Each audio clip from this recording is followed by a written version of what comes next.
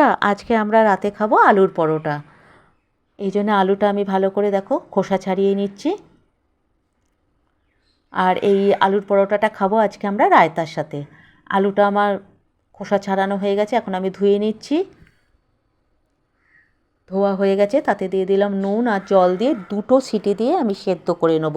এর বেশি সিটি দেবো না, তাহলে আলুর পরোটাটা ভালো হয় না, আলুটা খুব নরম হয়ে যায়। তাহলে আমার আলুতে 2টো সিটি পড়ে গেছে, একটু ঠান্ডা হলে তোমাদেরকে খুলে দেখাচ্ছি। এখন দেখো আলু সেদ্ধ হয়ে গেছে ভালোভাবে। ঝুড়িতে আমি একটু ঢেলে নিচ্ছি, নিয়ে জলটা ঝরাতে রেখে দিলাম। ওদিকে আমি গরম করতে দিয়ে দিয়েছি তেল, সাদা তেল। তেলটাও গরম হয়ে গেছে, তাতে আমি কোচানো টমেটো দিয়ে দিলাম। 2টো বড় সাইজের টমেটো আমি কুচিয়ে রেখেছিলাম, তাতে এখন আমি একটু নুন দিয়ে দিলাম। আর 6-7টা কাঁচা লঙ্কা আমি কুচিয়ে রেখেছি, সেটাও দিয়ে দিলাম। দিয়ে একটুখানি নেড়ে নিলাম। নিয়ে এখন দেখো এটা আমার হয়ে গেছে খুব ভালো করে। এখন আলুগুলোকে আমি ভেঙে ভেঙে হাতে দিয়ে ভেঙে ভেঙে দিয়ে দিচ্ছি। দিয়ে খুব ভালো করে আমি মিশিয়ে দিচ্ছি।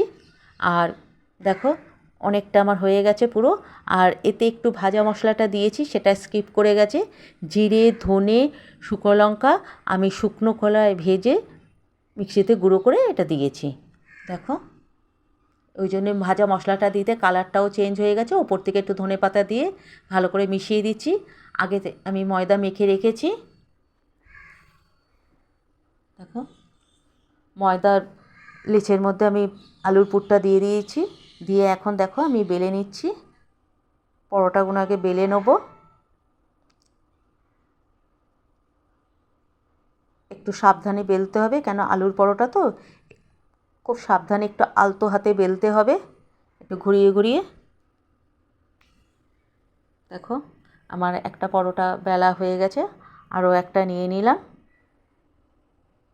কেন এই পরোটাটা না গরম গরম খেতে খুব ভালো লাগে। দেখো আমার হয়ে এসছে পরোটা বেলা। এখন আমি পরোটাগুলো সেঁকে নেব। তোমরা কে কে ভালোবাসো আলুর পরোটা খেতে? আমি তো ভীষণ ভালোবাসি। আরও ভালোবাসি সেটাকে রায়তার সাথে খেতে। রায়তার রেসিপিটাও একদিন নিশ্চয়ই শেয়ার করব তোমাদের সাথে, আমি কিভাবে রায়তা করি। দেখো হয়ে গেছে আলুর পরোটাটা। দেখো একটা আমার সেঁকা হয়ে গেল আলুর পরোটা, আরও একটা সেঁকে নিলাম।